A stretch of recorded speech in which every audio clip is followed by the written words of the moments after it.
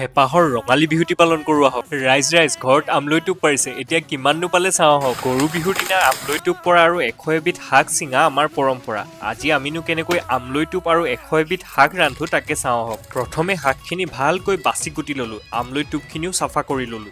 এতিয়া মিঠাতেলত পিঁয়াজখিনি ভাজি আমলৈ টোপখিনি দি জোখমতে নিমখ দিলোঁ আৰু ভাজিখনৰ সোৱাদ দুগুণে বৃদ্ধি হ'বলৈ যোগ কৰিলোঁ এভৰিডে স্পাইচেছৰ হালধি, জিৰা আৰু ধনিয়া পাউডাৰ।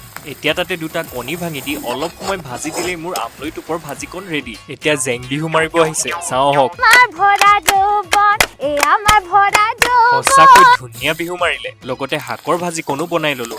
শাকৰ ভাজিকণত এভৰিডে মছলাৰ হালধি, জিৰা, ধনিয়া আৰু চব্জি মছলাই কিন্তু সঁচাকৈ ভাজিকণৰ সোৱাদ বৃদ্ধি কৰিলে। আৰু চব্জি মছলা কিন্তু ভাজিকণৰ মেইন ইনগ্ৰিডিয়েণ্ট বুলি ক'লেও ভুল কোৱা নহ'ব। আজি মোৰ থালিখনত আছিল খাচী মাংস, 100 এবিধ শাকৰ ভাজি আৰু আমলৈ টোপ। লগতে মাংসৰ জোল আৰু ভাজিকেইখনৰ সুস্বাদু হোৱাৰ ক্ৰেডিটটো কিন্তু এভৰিডে মছলাক দিবই লাগিব।